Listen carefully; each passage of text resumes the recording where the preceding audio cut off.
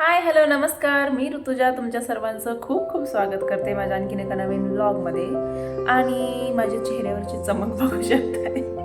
चेहऱ्यावरची चमक नाही, चेहऱ्यावरचा आनंद बघा तुम्ही. कारण एवढ्या दिवसांनी म्हणजे 2 वर्षांनी जशी साऊ झाली आहे तसं मी आज पहिल्यांदा एकटी घरी आहे. म्हणजे मी टाईम एन्जॉय करते. कारण साऊ झाली तसं तर काय म्हणजे तर लहान लेकरं झालं ना की 1-3 वर्षापर्यंत तर बिलकुल म्हणजे दुसरं काही सुचतच नाही. आणि आता सानू गेली आहे तिच्या मैत्रिणीच्या बड्डेला आणि साऊ गेली आहे दुकानात. स्वतः 1 तास तरी दोघीही येणार नाही आहेत, पण काम ते सोडतायत का. एवढ्या मोठ्या भाज्या आणून ठेवलेल्या आहेत आणि ह्या सगळ्या मला नीट करायच्या आहेत.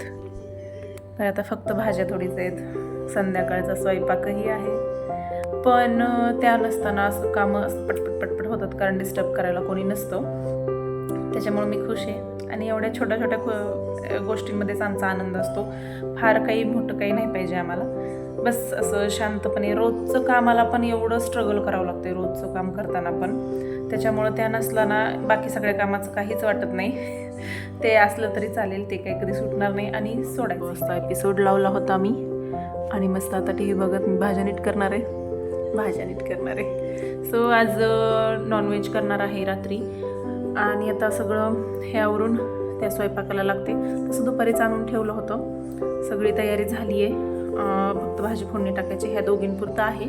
आमच्या दोघांना थोडं जास्त तिखट करत असते मी, त्याच्यामुळे भाजी फोडणी टाकायची आणि भाकरी. आज भाज्यांमध्ये त्यांनी आणलं होतं बटाटे, टोमॅटो, कोबी, दोडका, मिरच्या, पात आणि मेथी. आता दोडका ना त्यांना बिलकुल आवडत नाही, म्हणजे घरात कोणालाच नव्हतं आवडत. पण जसं मी मोकळा दोडका करायला करते ना, मी कधीतरी शेअर करेल त्याची रेसिपी तुमच्यासोबत, तेव्हापासून हे दोडका दर बाजारी आणतात. आणि ह्याची मोकळी दोडक्याची भाजी असं कट करून त्याच्यात हरभऱ्याची डाळ टाकून खूप टेस्टी होते. मी कधीतरी शेअर करेल. आणि हे डबे मी आणले होते फ्रीजमध्ये सामान ठेवायला.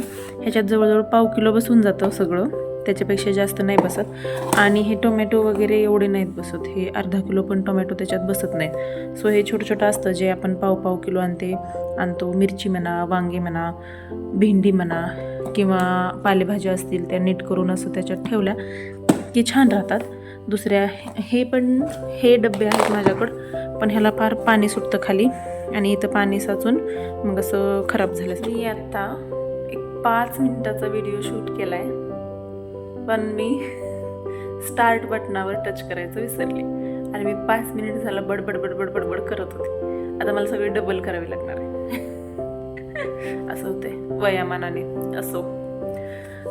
तर टी व्ही लावली आहे, पण टी व्हीकडं बघायचंही म्हणजे लक्ष नाही आहे की हे सगळे भाज्या नीट करायचे आहेत. काम पटपट आवरायचे, पोरी येतील परत त्या आल्यास काहीही करू देत नाहीत म्हणून. आणि कसं होतं आपण म्हणजे प्रत्येक माणूस वयानुसार कशा जिम्मेदारी त्याच्या वाढत गेले की प्रत्येक गोष्टी कशा मागं पडत जातात. मला तर टी व्हीचं एवढं वेळ होतं की हा चष्मा पण टी व्हीमुळं लागला आहे. मला काही अभ्यास करण्यामुळं वगैरे लागलेलं नाही आहे, कारण मी खूप टी व्ही बघायचे.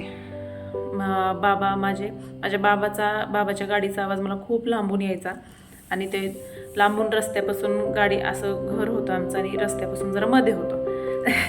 सो बाबाची गाडी त्या रस्त्यापासून मध्ये वळाली की मला त्यांच्या गाडीचा आवाज ऐकू यायचा. म्हणजे तेवढा ते टी व्ही चालू असताना पण तेवढे कानं होते, नाही तिथे डोकं लावलेलं आहे तेवढे होते. आणि लगेच टी व्ही बंद करायची आणि अभ्यासाला बसायचं. मग असं केलेलं आहे. आणि आता बघा, आता टी व्हीकडे लक्षही नाही आहे माझं. मी कामातच की भाज्या नीट करायच्यात, हे करायचे ते करायचे. टी व्ही तर चालू केली आणि असं खूपदा झालं आहे की मी टी व्ही चालू करते बघायला आणि मी मोबाईलमध्ये काहीतरी करत बसते. म्हणजे स्क्रोल करत नाही आहे की एडिटिंगचं हे करायचं होतं, शूटचं हे करायचं आहे, असं करायचं आहे, तसं करायचं, हेच चाललेलं असतं माझं. आणि आता सानूचं असं आहे की ती त्या ह्याच्यामध्ये आहे की तिला ना जेवायला 10-15 मिनिट लागतात असे नॉर्मल, जेव्हा ती टी व्ही बंद असताना आणि जेव्हा टी व्ही चालू असतो ना तर तिला तेच जेवण करायला अर्धा तास लागतो. अर्धा म्हणा, पाऊण म्हणा, त्यात पण मध्ये मला तिला सारखं असं जागावर लागतं. सानू खातीस ना, सानू घास घेतीस ना.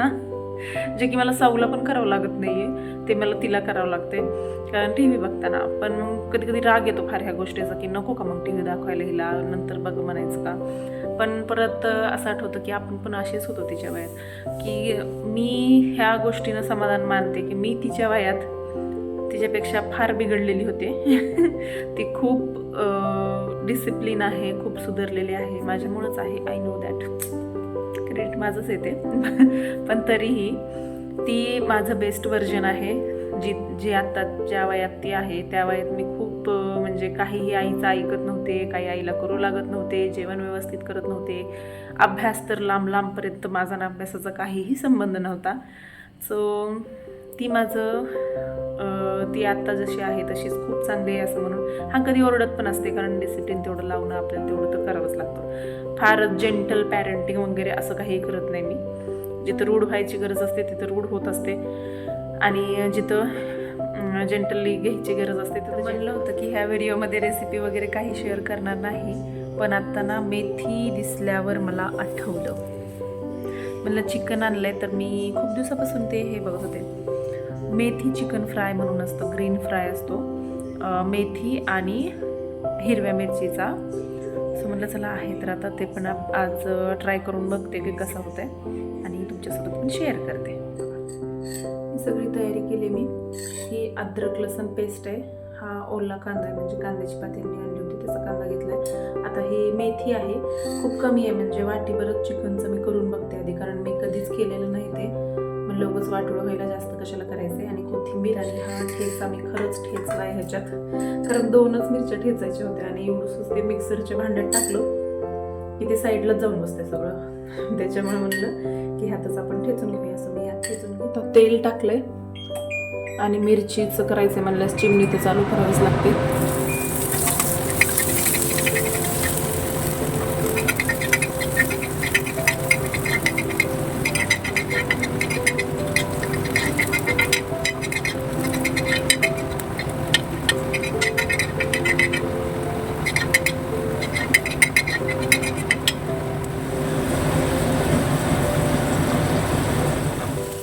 फ्राय तर करून झालाय, पण मला असं वाटलं की मेथी आणखी थोडीशी घातली असते तरी पण चाललं असतं. पण मला काय वाटलं की एवढंसं करून बघते मी तर ते कडवट लागायला नको, म्हणून मी थोडंसं घातली ते.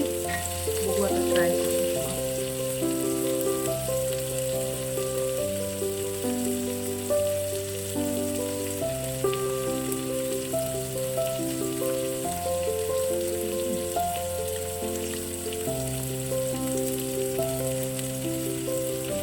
छान लागतं. मिरचीचा असा एकदम तिखट येतं फ्लेवर. तिखटच येणार मला. Oh shit! सॉरी, मास्टर शेफची ॲक्टिंग करायला गेले मी, पण फेल असं.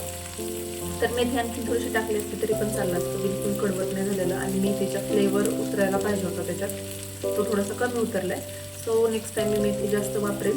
पण असं पण टेस्टी लागतंय. आपला दरवेळेसचाच कांदा आणि टोमॅटो खोबरं हे असं फ्राय करण्यापेक्षा कधीतरी असं नवीन फ्राय केलं तरी पण खूप छान आहे.